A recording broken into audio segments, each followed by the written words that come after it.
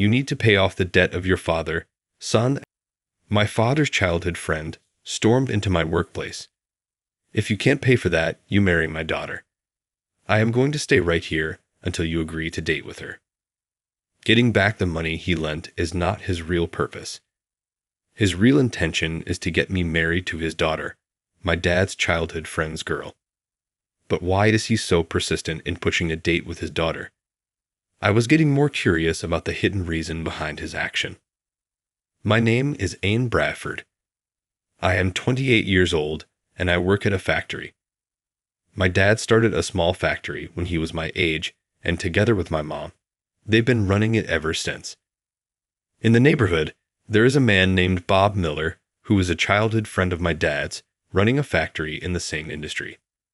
Bob also started his factory around the same time as my dad and still continues to manage it with his wife, just like my father does.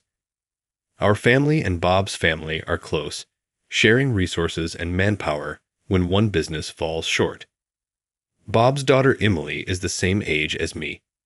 We've been childhood friends, attending the same school from kindergarten to junior high school. I have been harboring feelings for Emily since kindergarten. Emily and I were each other's first loves during our kindergarten years. I used to cry my eyes out from the loneliness of having to part from Emily after school, much to the dismay of my teachers and my mom. In our neighborhood park, Emily and I promised to get married in the future and even play pretend weddings. Even after entering elementary school, my relationship with Emily didn't change. We would play together and do homework after school every day. I want to live together when we grow up, and on our days off, we can play and go out just like we do now. What kind of house do you want to live in?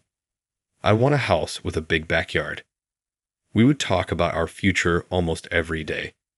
I expected our happy days to continue even when we grew older. Even now, I vividly remember the pure, youthful love I had with Emily, filled with such hopes and dreams. However, my days with Emily got interrupted when I entered junior high school. The distance between us started to grow wider due to an intruder. It was when I was in the 6th grade. Both my dad and Bob were achieving good results in their businesses, but their friendship began to sprout rivalry. I've hired 7 fresh graduates from a technical school this year. My business has been doing well recently, so I've increased the manpower, Bob said. What a relief, my dad countered. Even if you increase the manpower, it's just more personnel costs. I can increase profits more efficiently at a lower cost. He then introduced the latest machinery. The machine my dad introduced was initially cost-effective and capable of precise high-speed operations. However, it required frequent maintenance, and, if not properly maintained, it would easily malfunction. My dad couldn't handle the difficult machine properly, and after introducing the new machine, he ended up losing a lot of money due to immediate repairs. Bob lent my dad some money and introduced him to a familiar mechanic. I'm sorry for causing trouble for you two because of me, my dad apologized to us. My mom replied, "Don't be sorry for us. We should be thanking Bob for helping us." In the spring of my first year of junior high school, the 3 of us, my dad, my mom, and I, visited Bob's house. If Bob hadn't helped me, I would have had to close the factory. I can't thank you enough. It may take some time, but I promise to repay the money, my dad said. Following my dad, my mom and I also bowed our heads to Bob. Then Bob laughed. We're childhood friends, aren't we? It makes me feel uncomfortable when you're so formal and thanking me like that. However, my father responded firmly, "No, even if we're childhood friends, I cannot be discourteous." Seeing my dad like that, Bob looked as if he was pondering something and then said, "I'm not good with formal manners, but if that's going to make you worry, then how about you listen to one thing I say?" My dad responded eagerly, "Sure, I'll listen to anything." Without looking at my dad, Bob looked at me and said, "If you marry my daughter, you don't have to repay your father's debt." And he smiled slightly. My dad, mom, and I were all astonished. But my dad said, Marriage is something the two individuals should decide. Can't you suggest something that's within my power? My mom also added, even if it takes time, we will definitely repay the money. Please let them decide who they marry on their own. However, Bob responded, no, I'm satisfied if you just take my daughter as your wife. He then forced us out of the house. It's true that we promised to get married when we were in kindergarten, and we talked about our future marriage in elementary school. But now that I'm in junior high school, I think differently. Marriage requires the consent of both parties. This forceful demand for an arranged marriage completely disregards the feelings of those involved. Even when we got home, both my dad and mom were left speechless.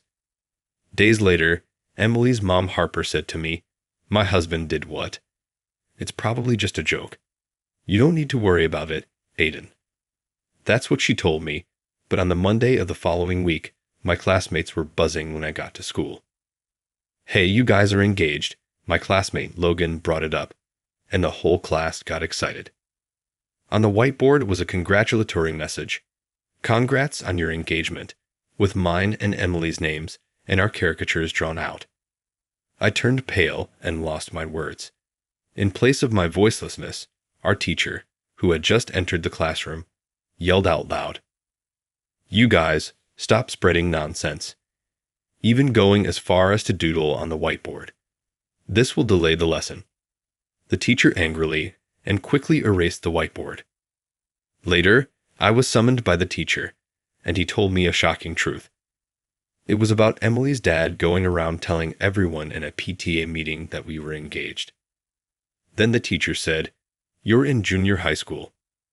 Don't take the misguided words of an adult seriously. If your classmates say anything, don't hesitate to talk to me," and lightly patted my shoulder. I was shocked that my long-held feelings for Emily were known to my classmates, and I got teased about it.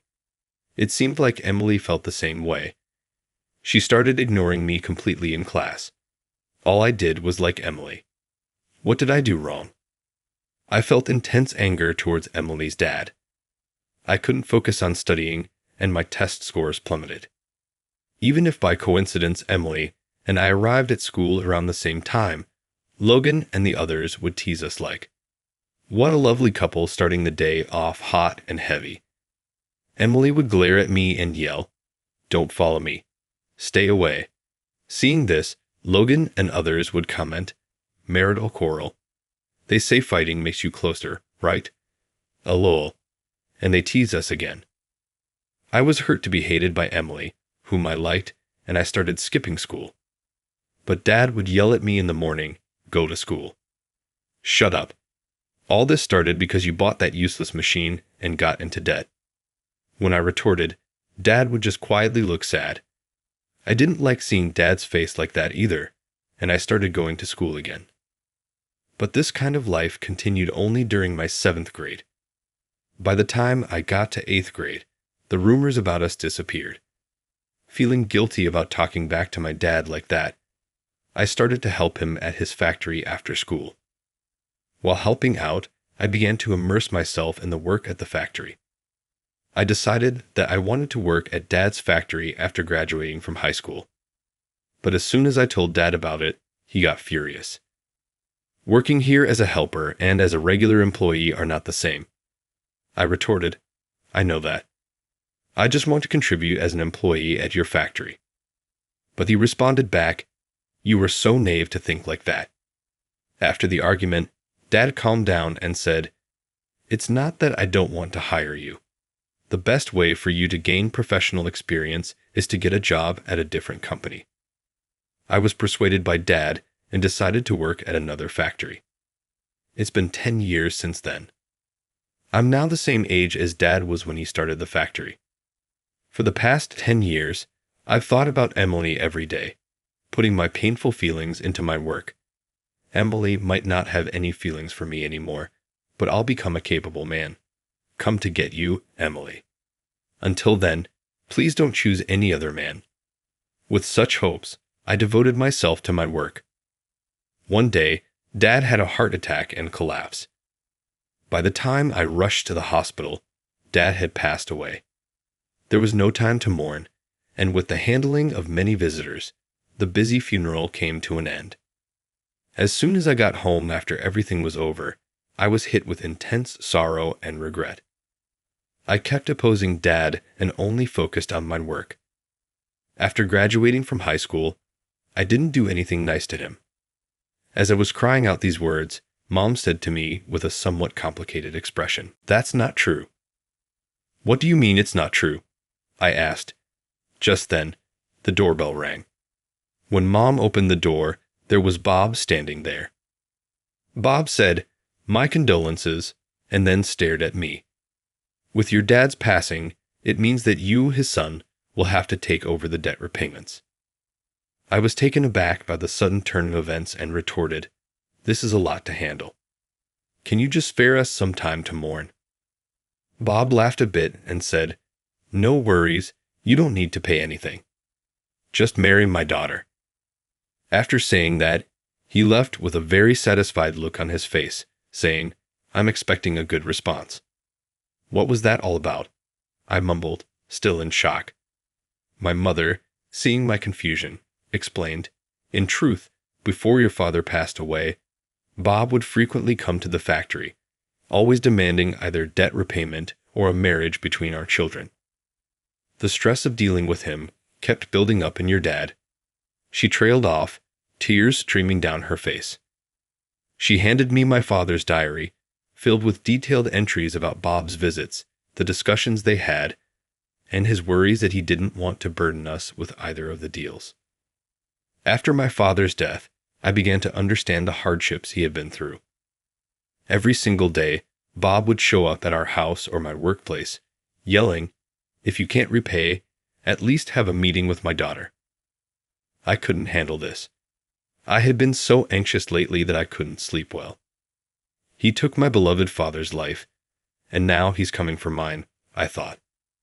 Fear of Bob led me to agree to meet his daughter, Emily. Again, I realized I hadn't spoken much to Emily since graduating from elementary school. Plus, I worried she might still hold a grudge because of the trouble in junior high school. However, I was still in love with Emily. I was looking forward to seeing her, but was also filled with anxiety about the meeting. At the meeting, Emily said, "Hello, good to see you again," in a strangely distant manner. She must dislike me for real, I thought to myself, and I lost my words as our parents chatted amongst themselves. The meeting continued in silence. "Well then, why don't you two talk things over?" At the words of Harper, the moment my mother and Emily's parents left the room, Emily's face, which had been dispirited until now, suddenly brightened up. "I'm sorry about my dad. He can be quite pushy. There's something I want to discuss with you," she said, passing me a note with her phone number on it. As I was about to respond, Bob opened the door and walked in. "You two have always been close. There's no need to discuss anything now. So, what are you going to do?" he asked. It had only been a minute since we'd been alone. I felt a great sense of regret for the lost opportunity to talk with Emily. However, I now had Emily's contact information. I told Bob, "We'll decide what to do ourselves and report back to you later," and then I left the room. After the meeting, Emily and I talked on the phone almost every day. "I've always cared about you, Aiden, but in middle school, our classmates made fun of us, so I could only act cold towards you," she confessed. We were torn apart in junior high school because of Bob's meddling. However, our feelings for each other haven't changed. That would be the same no matter how many years or even decades pass. "I've always thought of you two, Emily, but I've been worried you hated me because of what happened back then," I said. "I never hated you. I've thought about you every day," Emily replied, sobbing on the other end of the line. "Same here. You were in my thoughts and prayers for the last 10 years," I admitted, tears welling up in my own eyes. As we confessed our feelings for each other after 10 years, my heart filled with feelings for Emily. A question suddenly came to mind. Why has Bob been so forceful about us getting together? The answer to my question came quickly in my conversations with Emily. Apparently, Bob had been eyeing my father's factory's state-of-the-art machinery. My father's factory had been in financial trouble and had debts, but it was equipped with all the machines Bob had ever wanted but couldn't afford. My father was a skilled craftsman, but was not adept at machines. Bob would look at the unused machinery in my father's factory and would say, "What a waste. If it were me, I'd make full use of them," and had set his eyes on them for a while. His plan was to take me in as Emily's husband, make me work for free, and take over the factory and the machinery. Plus, he was aiming to receive my father's inheritance.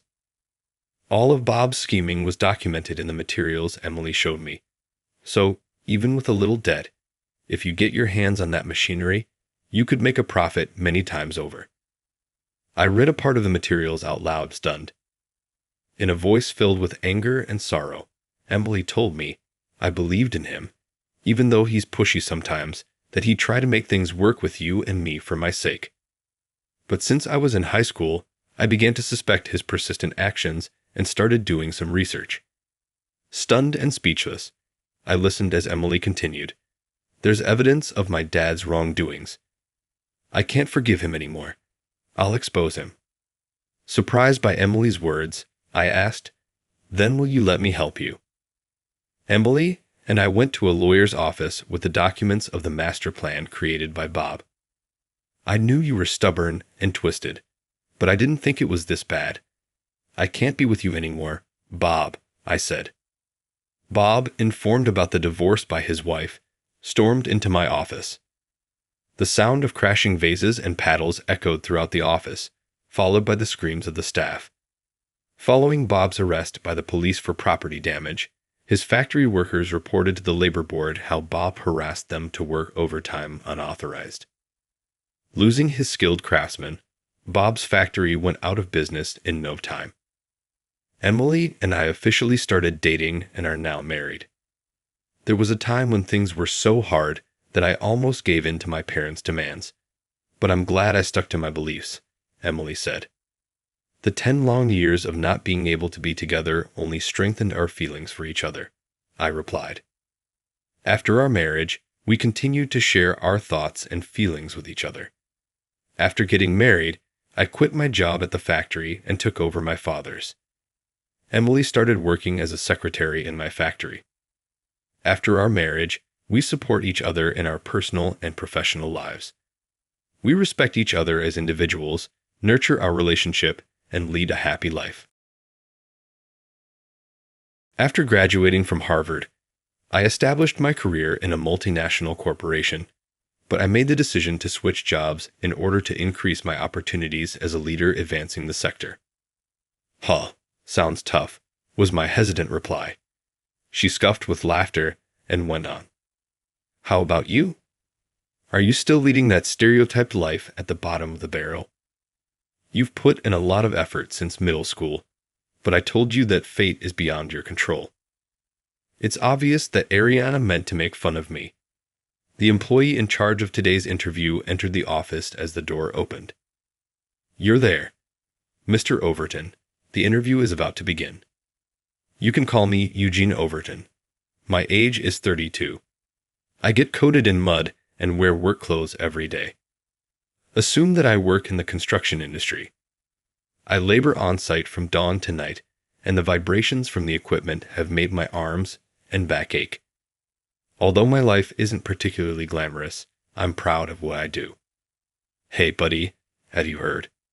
Simon's Holdings Hair is getting married. Oh, I see. That's quite amazing news. And the bride is a famous person. She is Kraft International's daughter. I looked up automatically when I heard that name. Kraft. You know her. Nah, just a little. I grew up in a small town in the country. In essence, my father's business, Overton Construction, was a small town workshop that constructed houses and worked on small construction projects. Me, my younger brother Sean, and our parents were the only 4 of us. My mother was happy and industrious, and my father was silent and unyielding. We led a simple but contented existence. Sean interrupted me as I sat at a little desk in the office. I had known my father had been a workaholic since I could remember. He would depart early and return home late at night. He was obsessed with invoices and blueprints, even on his days off. The sound of cutting and the sparks from welding steel beams were constants in my early recollections.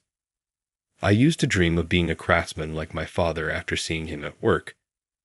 I was inspired to do something equally meaningful after witnessing the happiness of people in the houses and structures he constructed. However, that dream had entirely vanished by the time I started middle school. My study skills were strong. I was a standout student in our little rural school, often vying for the top grade. When I received accolades for my grades, my parents and professors would advise, "Eugene, you should aim for a bigger world." However, there was one individual, Ariana Kraft, that I simply could not tolerate. In middle school, she competed with me.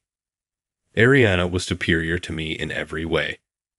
She constantly wore gaudy brand-name clothing, her family was wealthy, and she had excellent grades. She was a bona fide heiress, as her father was the CEO of the world-famous Kraft International. She spoke as though demeaning other people, and she exuded an unshakable confidence. Perhaps I was simply envious of her. "Next time, I'll beat you." "Really? But no matter how hard you try, you can't change fate." She said it with a smile, but her words cut deep. I despised the way she talked about fate. In our town, fate had an almost absolute weight to it. People felt trapped in their small-town lives. For Ariana, fate meant the privileges she was born with, things she didn't have to work for. My father collapsed when I was in my second year of high school. That morning was like any other. He left early for work, then spent the night hunched over blueprints at the office. I still remember my mother's scream echoing through the house. "Eugene, something's wrong with Dad." I rushed into the living room to find my father slumped against the couch, groaning in pain. Thankfully, his life wasn't in danger, but he could no longer work the way he used to. He looked straight into my still youthful face and said, "Eugene, I'm leaving the company to you. Please take care of it." "Dad, come on. I'm nowhere near ready. I'm still just a kid, and I have school." "Listen to me. You have the potential to be greater than I ever was, Eugene. Take over Overton Construction for me." Something inside me shifted at those words. I had planned to go to college after high school. My teachers and the people around me had high hopes, and I, myself, wanted to explore a bigger world outside our small town. But seeing my father bedridden and hearing his words, I made the decision to give up on college. When I told my mother about it that night, she held me tightly, crying, "Thank you, Eugene, but please don't push yourself too hard." Her words carried both gratitude for my father's sacrifices and concern for me. At the time, my younger brother Sean was in his last year of middle school. When he heard about my decision, he looked shocked. The next day, he came to me with a serious expression. "Bro, I can't let you carry all this alone. I won't go to high school. I'll start working too. I'll even sell my trombone." His words stunned me. That trombone meant everything to him. When Sean started middle school, he joined the concert band. Honestly, both Dad and I were surprised. Dad frowned and said, "Why music of all things?" But Sean was more determined than ever. "Dad, I have a favor to ask. I want a trombone." He had been playing the trombone in band practice and wanted one of his own. That was the first time I saw Sean openly express what he wanted. He had always been the kind of kid who held back, watching our faces before asking for anything. So when he finally said he wanted a trombone, I felt happy for him. "Dad, let's get it for him, please." Dad hesitated, but eventually nodded. "If you think it's a good idea, then fine." That was the first thing Sean ever had that truly belonged to him. After that, he practiced every day. "Bro, listen. My teacher praised me for the first time today. He looked so happy. So when he said he'd sell this trombone, my chest tightened. Sean, that's the one thing you can't give up. But I can't just do what I love while you're the only one sacrificing everything. That's not fair. I grabbed his shoulders and spoke firmly. I'm asking you to follow your passion. Go to high school, then college. Play music as much as you want. Sean looked at me in surprise. In return, study business in college. Learn everything you can, and one day, help me grow this company into something bigger. Bro, thank you. Tears welled up in his eyes, but they weren't tears of sadness. They were the moment he found his own resolve. That was how Sean and I chose our separate paths while holding on to our bond as a family. I stayed to protect the company, and Sean pursued business while continuing the music that kept him going. Someday, I dream of the day we'll come together again and turn this construction company into something great. The day Dad collapsed was the day our fight began. Before that, he had managed the entire company almost single-handedly. My father had shouldered everything, giving instructions to the craftsmen, drafting blueprints, and handling sales. So when he could no longer work, Overton Construction became a ship without a captain. I moved forward with only one thought. I had to protect this company. But at first, I was completely lost. The local craftsmen who had worked with my father for years supported me, and I was truly grateful for that. Eugene, you're young, but you've got your dad's blood in you. We'll help you. Let's keep this place going together. I can't even begin to describe how much those words encouraged me. But reality was harsh. With little experience or technical knowledge, I spent every day learning from the craftsmen while working alongside them. It didn't matter if it was scorching hot or freezing cold. We worked through sweat and mud. And when the day's labor finally ended, I'd head back to the office to handle invoices and estimates. As I continued this routine, the realization hit me. Things couldn't stay this way. The methods my father left behind had earned respect in our town, but they wouldn't be enough to secure the company's future. The world was changing, and we had to change with it. The first step I took was improving efficiency. With Sean's suggestion, we digitized the blueprints and bookkeeping that my father had always done by hand. At first, the older craftsmen were hesitant, but they gradually adapted. Soon, our administrative workload was drastically reduced.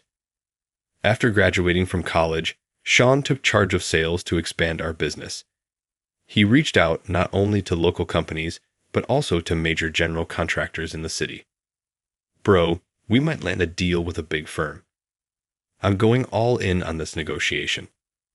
Sean's talent for sales was beyond anything I had expected. By emphasizing our strong track record and our commitment to never cutting corners, he slowly but surely secured bigger contracts. Our first project with a major contractor was a huge challenge. Unlike our previous work, the quality standards and deadlines were stricter than ever. But we gave it everything we had. On site, mistakes weren't an option. We didn't just meet deadlines, we aimed for a level of craftsmanship our workers could be proud of. To achieve that, I never stopped working on the front lines. No matter how big the company grew, I refused to become a boss who didn't understand the struggles of the job. I wanted to stay on the same level as my workers, to hear their concerns firsthand, and to find immediate solutions when problems arose. That dedication paid off. We gained the trust of major contractors, and the name Overton Construction began to spread beyond just local word of mouth. It took countless struggles to reach the point where clients said, "If it's Overton Construction, we know we can count on them." But no matter how tough the job, we never cut corners. Bro, our next deal is even bigger. Yeah, let's stay sharp and get it done. One by one, we gave our all to every project. That built trust, which led to more jobs, and in turn, the company grew. We hired more employees. My own workload increased. I had more meetings, more desk work, but I never stopped going to the job sites, wearing my work clothes and getting covered in dirt. That's where I started. By being on site, I could understand the workers' struggles firsthand. Working alongside them built trust, and that unity made us stronger as a team. Growing the company was important, but above all, I never wanted to forget the heart of the work. And I believed that if I stayed true to that, the workers would feel the same. Overton Construction wasn't just mine and Sean's. It belonged to everyone who worked here. I wanted to make this a company we could all be proud of. With that in my heart, I put on my work clothes again today and headed to the site. That evening, after finishing up on the job site, I stepped outside the office for a quick break.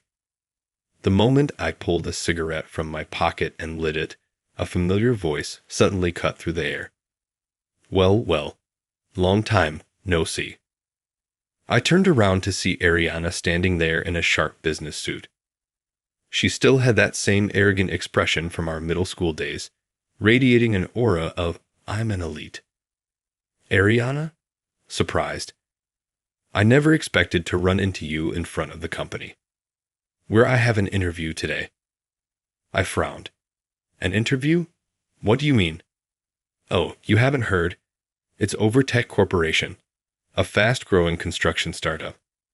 It's making waves as an innovative leader in the industry. Overtech Corporation. I had been hearing that name more often lately, but I never imagined Ariana would be interviewing there. I built my career at a multinational corporation after graduating from Harvard. But I decided to change jobs to expand my possibilities as a leader, driving the industry forward. Huh. Sounds tough, I responded casually. She scoffed before continuing. And what about you? Still living that stereotypical bottom-of-the-barrel life? You worked hard in middle school, but didn't I tell you? Fate can't be changed. But this company, from what I've heard, its hiring process is extremely strict. Only top elites get in, a place far beyond someone like you. I almost laughed at her words, but managed to hold it back. Just then, the office door opened, and Sean stepped out. There you are, Mr. Overton. The interview is about to begin.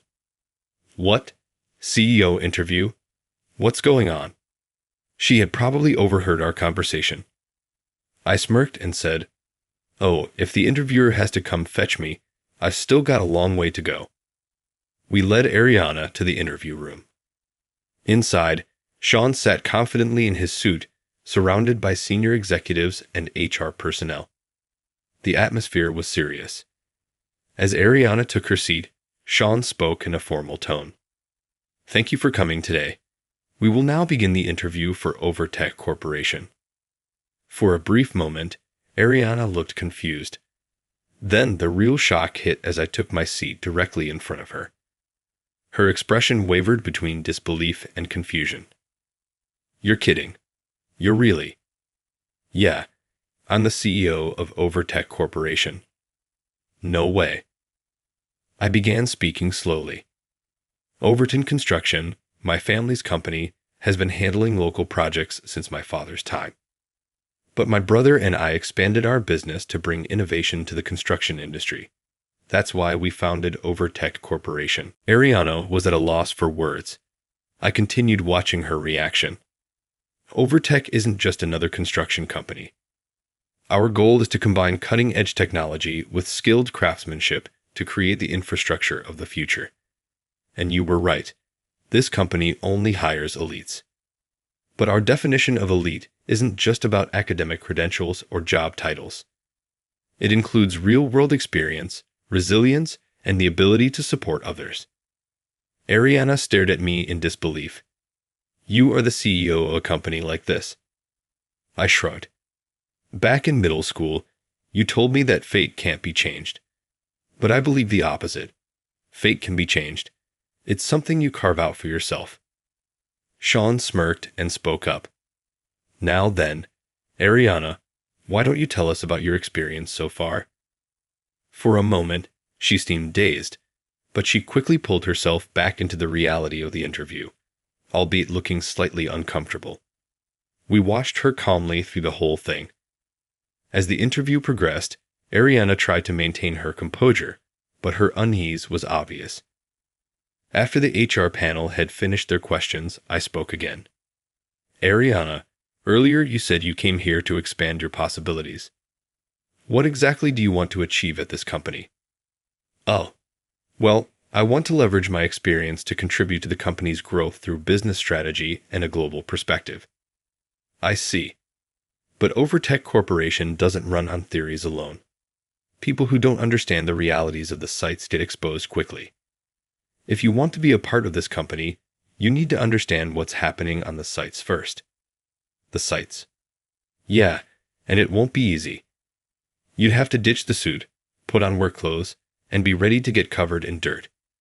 If you're willing to spend the first 3 months working on-site as part of your training, I'll consider hiring you. Ariana stared at me, a mix of shock and hesitation on her face. Wait, bro, seriously? She was mocking you just a minute ago for wearing work clothes. You really think she can handle working on-site? Ariana clenched her teeth. I sincerely apologize for my previous remarks. I will participate in the on-site training, so I ask for your consideration. A few days later, as part of her interview process, Ariana joined the site training. She started with simple tasks, but it was obvious she was out of her element. The workers eyed her skeptically. Mr. Overton, are you sure about this? She looks like she belongs in a high-end office, not on a construction site. That depends on her. We'll see soon enough if she's all talk. Even as I said that, a small part of me held some expectations for Ariana. I knew her pride and competitive nature from our school days. If channeled right, those traits could serve her well here too. However, by the end of the first day, Ariana's work clothes were covered in mud, and exhaustion was evident on her face. But as she left, she turned to me and said, "I'll be back tomorrow." Oh, that's good to hear. As the days went by, she gradually adapted to the site. At first, she reluctantly did cleaning and carried tools, but over time, she started following instructions properly. The workers' attitudes toward her began to soften. One day, she tried lifting the heavy load on her own, failed, and fell backward onto the ground. Sean, who had been working nearby, extended a hand to her. "Hey, don't push yourself too hard. You okay?" "Thanks, but if I don't do it myself, I won't earn anyone's respect." Sean raised an eyebrow at her response, then chuckled. "You've got guts. Keep that up, and maybe even my brother will acknowledge you." "Mr. Overton. He's strict, isn't he?" "Yeah, but that's because he believes in the on-site work. He thinks the real reward in this job comes from seeing something you build help others. That's why he doesn't acknowledge just anyone. But if you don't give up, they'll always lend a hand." Ariana fell silent, lost in thought as she listened to Sean. Memories of our middle school days surfaced. We had always competed for the top rank in class, especially in math and science. We would challenge each other's answers and even get into heated debate. Her hands trembled, and her face turned red. But even then, she refused to ask for help. I walked over to her desk without hesitation. "Hey, let me see that.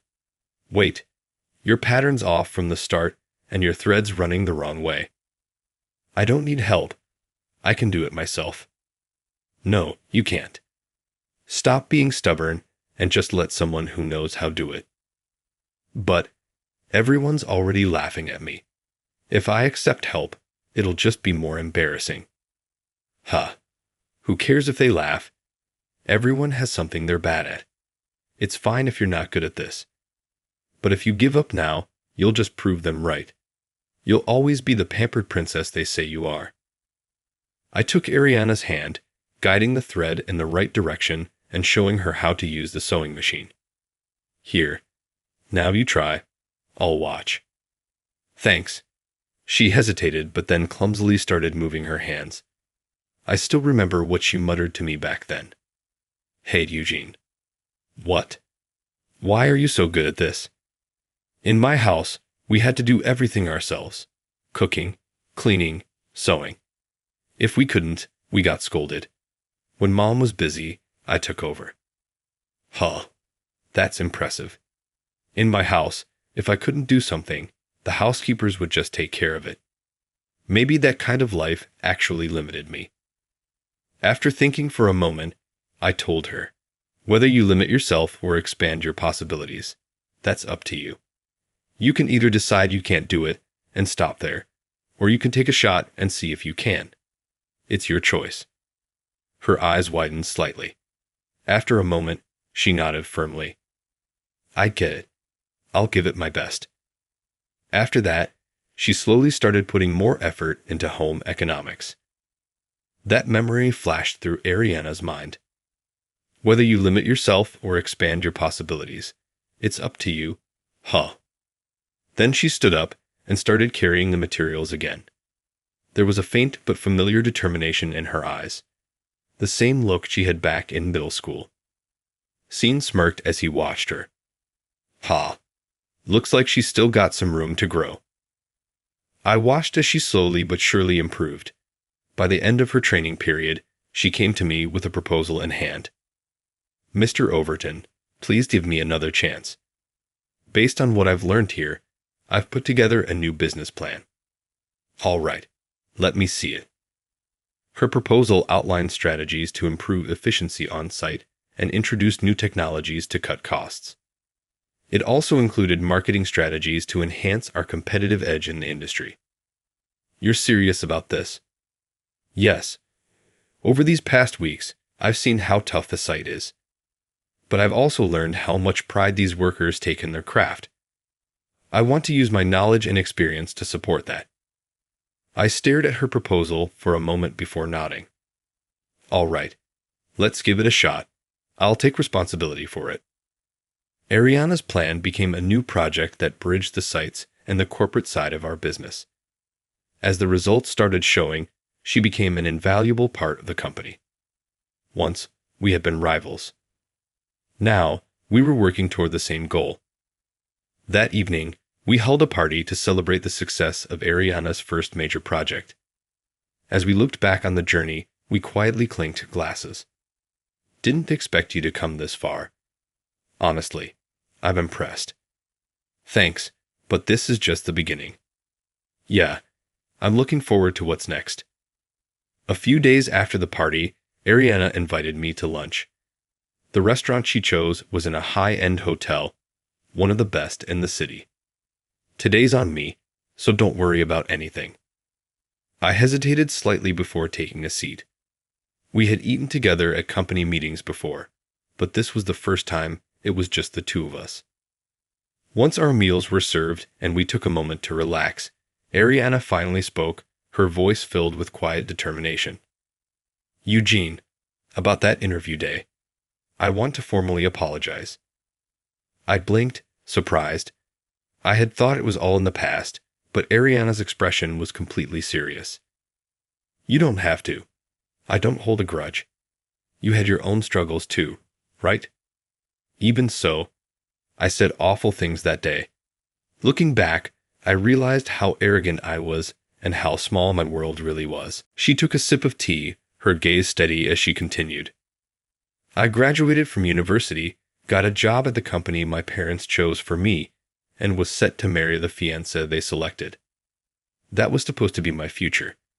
But one day, I suddenly realized, why did I work so hard in school?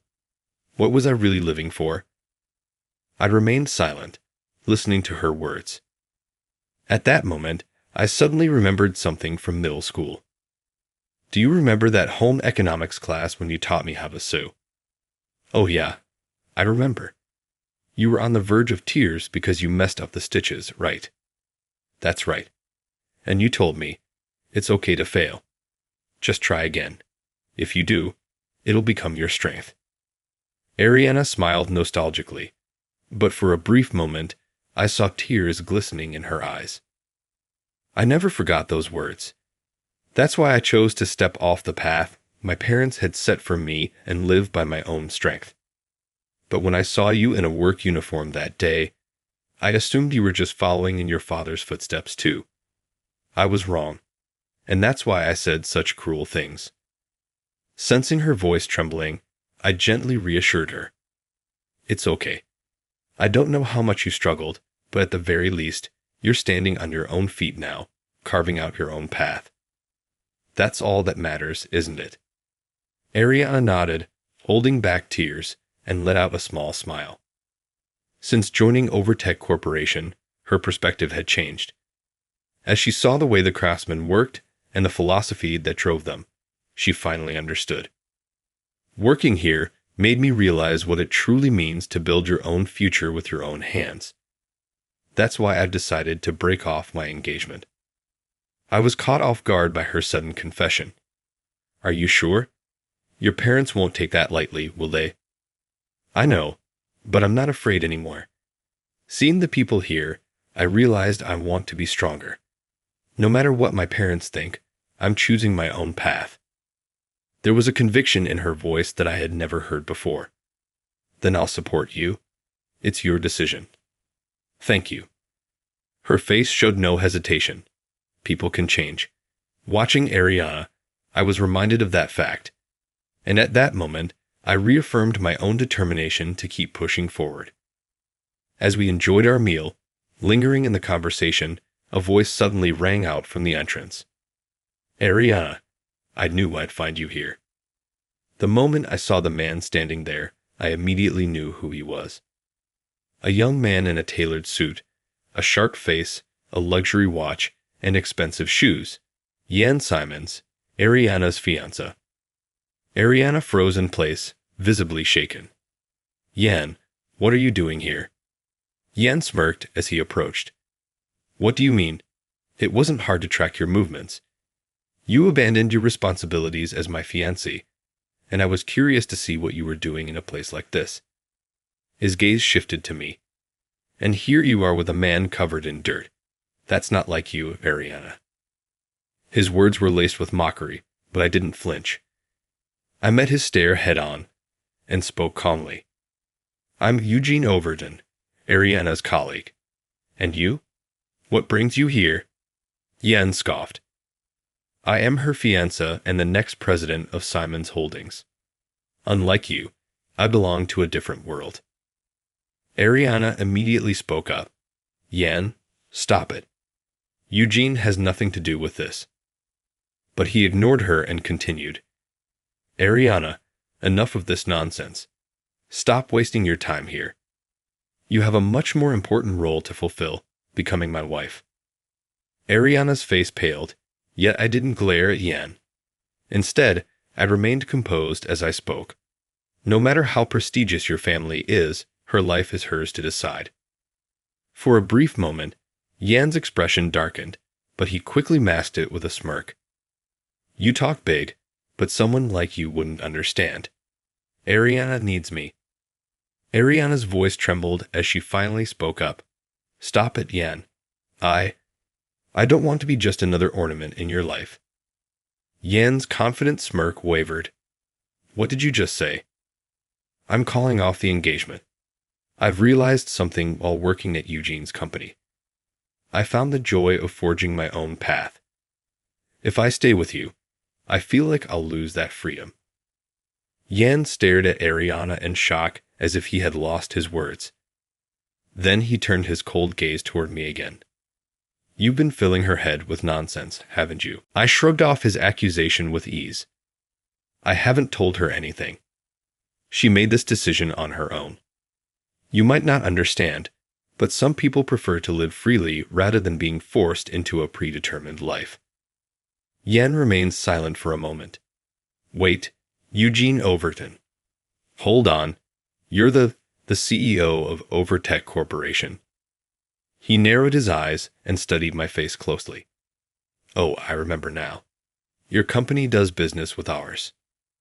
Hard to believe a small-scale company like yours thinks it can stand on equal footing with us. And yet, here you are, daring to talk back to me. His condescending tone made my brow twitch slightly. Yan, stop this. This has nothing to do with Eugene. Ariana tried to intervene, but Yan simply smirked and ignored her. Nothing to do with him.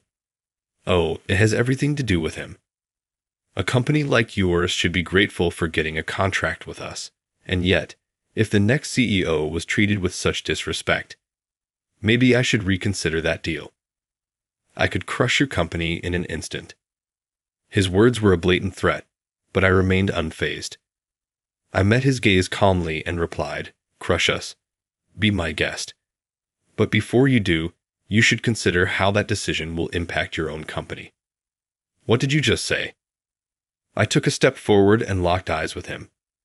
"You act like you hold all the power, but in reality, your company isn't as invincible as you think. There are always consequences." I replied with a smile.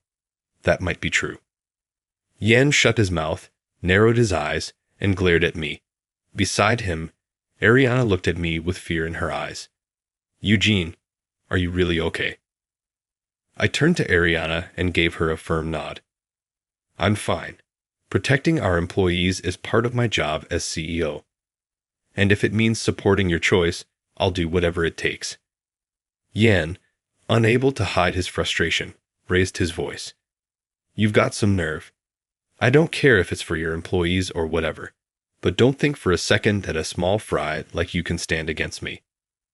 I smiled, letting his words roll off me, and replied calmly, "I'm not standing against you. I'm simply protecting the path we need to take, no matter who stands in the way." Yen glared at me for a while, then suddenly let out a cold chuckle. "Fine. Do as you please.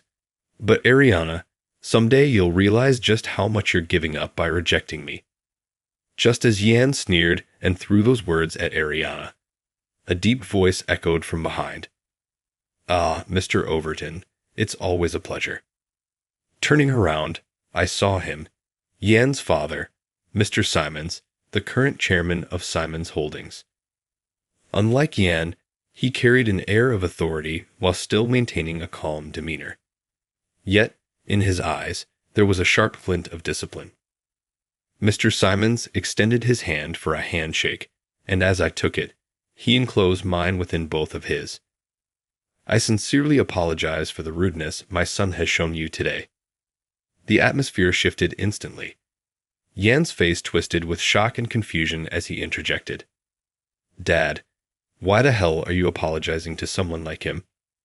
This small company is nothing to us, isn't it?" Mr. Simons shot him a stern look and barked, "You fool." The room fell silent. Yuan, overwhelmed, was left speechless. "You have no idea about the current state of our company. Have you ever even bothered to research how crucial Overtech Corporation is to us?" Yan's face contorted in confusion. "Crucial? What do you mean?" Mr. Simons let out a heavy sigh and continued in a firm voice. "Overtech Corporation manufactures the ultra-precision ceramic valves used in 90% of our products. Without these components, our products would lose both their durability and reliability." Ceramic valves. Mr. Simons took a step forward, his voice growing even firmer. "That's right. These components were developed with maximum functionality in mind, drawing from Mr. Overton's extensive experience in the construction industry. They are manufactured with extremely delicate technology that no other company can replicate. Without Mr. Overton's company, our production lines would come to a near halt. And you were willing to cut them off just because of your personal feelings." Yuan's face turned pale, and he was at a loss for words. To disregard such a critical business partner.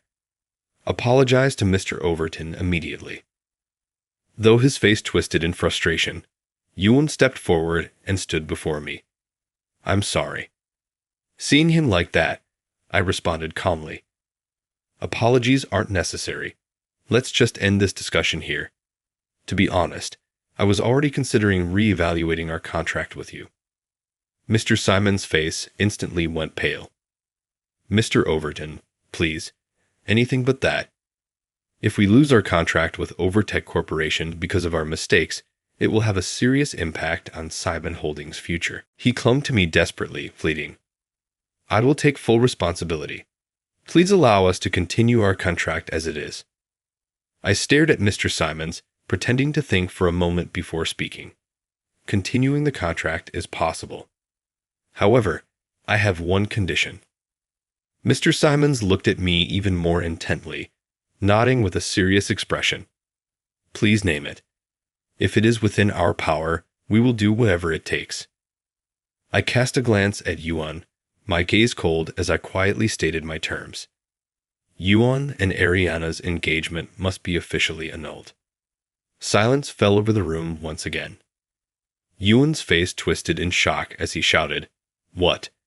There's no way I can accept such a condition." Mr. Simons raised a hand to silence him and spoke quietly. "Be quiet, Yuan." Mr. Simons turned back to face me, met my gaze once more, placed a hand over his chest, and spoke. "Understood.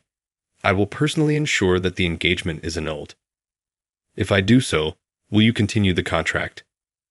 I gave a slight nod. As long as that is upheld, I intend to continue doing business as usual. Mr. Simons let out a deep breath and expressed his gratitude once again. Though Yuan looked dissatisfied, he had no choice but to leave with his father. Ariana looked up at me with concern and asked hesitantly, "Eugene, was this really the right decision?" I gave her a reassuring smile and answered, "I couldn't just stand by and let you remain unhappy. Besides, in business, negotiations like this are only natural." Relief and gratitude filled Ariana's eyes as she gently took my hand. After the incident, Yuan continued to face harsh reprimands from his father, Mr. Simons. Eventually, he was stripped of his position as heir and reassigned as a regular employee at one of Simon Holdings' regional factories. Rumors later spread within the company that he finally understood his own shortcomings after experiencing the harsh realities of on-site work. Meanwhile, Overtech Corporation continued to thrive. Its advanced technology and integrity earned recognition, securing a massive contract with a leading international aerospace manufacturer. The ultra-precision ceramic valves proved their worth in the aviation sector, rapidly increasing Overtech's presence in the global market. As a result, the company recorded its highest revenue in history, solidifying its position in the industry. Amidst these successful days, one day, Ariana suddenly called me out. The meeting place was a small park along the path we used to take to school in middle school. The setting sun painted the park in warm hues, and a gentle breeze rustled through the air as Ariana stood there, looking slightly nervous. "Eugene, I'm sorry for calling you out like this. There's something I really need to talk to you about." Sensing something unusual in her demeanor, I gave a small chuckle in response. "What's with the formal tone? The whole thing with Yuan is already over, isn't it?" "It's not about that." Ariana took a deep breath, then looked me straight in the eyes. "I've always liked you, Eugene." Her unexpected words made me stop breathing for a moment. "What?" Ariana blushed slightly and gave a shy smile. "Back then, when you taught me how to sew, I was moved by how kind you were. I had never met someone who treated me with such warmth. From that moment on, I couldn't help but keep my eyes on you. But I didn't have the confidence to say anything." Her words carried all the feelings she had bottled up over the years. "Even when my engagement to Yuan was decided, deep down, you were always in my heart. But I felt like I had no right to say anything." Listening to her, I let out a small smile. "How was I supposed to know that? You should have told me sooner. I'm sorry, but now I can finally say it. I want to be by your side, Eugene." Her eyes were steady, filled with unwavering resolve. After a brief silence, I smiled and responded, "With you saying that, I really can't think of a reason to say no." Ariana's eyes widened in surprise, but then her face lit up with joy. "Really?" I nodded and took her hand in mine. "I've always had my eyes on you too. Back in middle school, I think I mostly saw you as a rival. I didn't want to lose to you. But when we were making that toy together, seeing how determined and hardworking you were, I realized I started to care about you in a different way." Ariana's eyes shimmered with tears, but she smiled brightly. As the sunset stretched our shadows long across the ground, we made a silent promise to walk into the future together. What we once thought was just a clash of wills had, over time, become something much deeper. A connection that finally came together. When faced with overwhelming hardship, most people feel like there's no way forward. In those moments, it's okay to lean on someone, to take a break. But destiny can be changed. From now on, Ariana and I will take charge of our fate together. We'll move toward a better future.